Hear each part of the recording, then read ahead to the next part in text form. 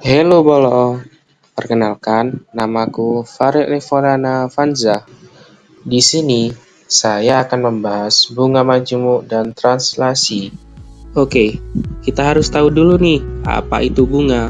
Jadi, seperti yang kita tahu bahwa banyak banget orang yang berbondong-bondong untuk menyimpan dan mendepositkan uangnya di bank. Kira-kira tujuannya apa sih? Nah, salah satu tujuannya itu adalah agar mereka mendapatkan uang. Jadi, misalnya kita mendepositkan uang 10 juta untuk 1 tahun, misalkan. Mungkin nanti setelah 1 tahun, uangnya jadi 11 juta atau 12 juta. Jadi bertambah gitu. Nah, itu yang dinamakan bunga. Jadi, secara pengertian, bunga adalah jasa dari pinjaman atau simpanan yang dibayarkan pada akhir jangka waktu yang telah disepakati bersama. Bunga majemuk. Bunga majemuk adalah bunga yang diberikan berdasarkan modal awal akumulasi dari bunga pada periode sebelumnya, sehingga besar bunga setiap periode tidak sama. Jika bunga yang diperoleh tidak diambil setiap akhir periode, maka bunga tersebut ditambahkan pada modal awal menjadi modal baru yang akan dibungakan lagi pada periode berikutnya. Bunga majemuk menggunakan rumus MN sama dengan MO kali buka kurung 1 plus I tutup kurung N kuadrat, dengan MN nilai akhir, MO modal awal, I adalah persen atau suku bunga majemuk, dan N periodenya. Contoh soal, Pak Budi menyimpan modal berupa uang di bank sebesar 50 juta. Dari pihak bank memberikan bunga 5% per tahun. Jika bunga tidak diambil dan administrasi diabaikan, tentukan besar bunga yang diperoleh Pak Budi setelah modalnya mengendap 2 tahun. Diketahui MO atau modal awal yaitu 50 juta.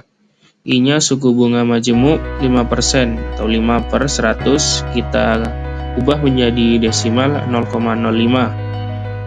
N-nya periode selama 2 tahun. Yang ditanya itu M2 atau modal yang mengendap selama 2 tahun. Kita masukkan saja ke rumusnya. M2 sama dengan MO atau modal awal 50 juta kali kurung 1 plus 0,05 pangkat 2.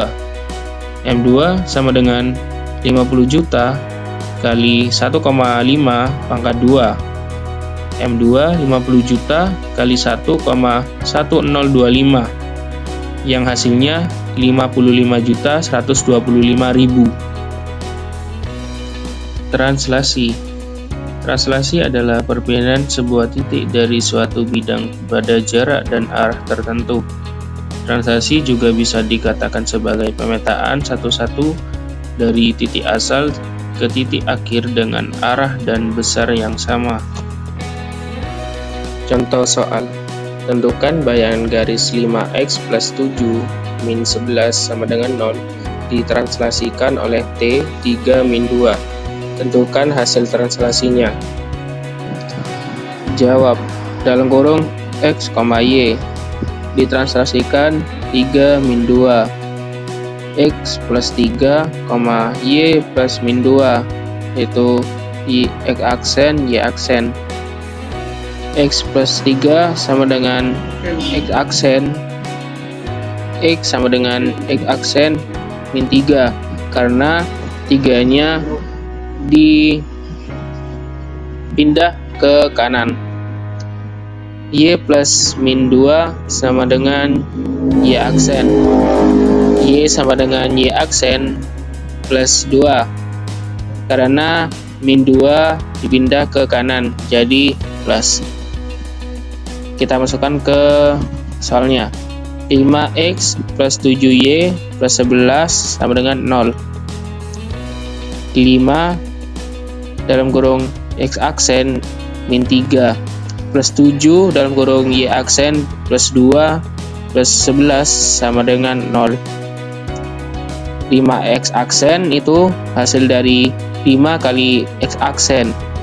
Min 15 hasil dari 5 kali min 3 plus 7Y aksen itu hasil dari 7Y aksen, plus 14 itu hasil dari 7 kali 2, plus 11 sama dengan 0. Jadi hasilnya 5X aksen plus 7Y aksen plus 10 sama dengan 0. Nah, itu aksennya dihilangkan menjadi 5X plus 7Y plus 10 sama dengan 0. Jadi hasilnya 5X plus 7Y plus 10 sama dengan 0.